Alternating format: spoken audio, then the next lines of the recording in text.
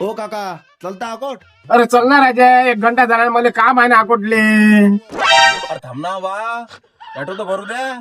Diesel पुरते तर पैसे निघाल पाहिजे राजू. हो येऊ द्या ना अकोट पर्यंत. अरे विजा चालता का अकोटले? तुला 20 रुपये द्यायला पुरतात काय? फुकट फाकट जमलं एखाद्या गाडीवर.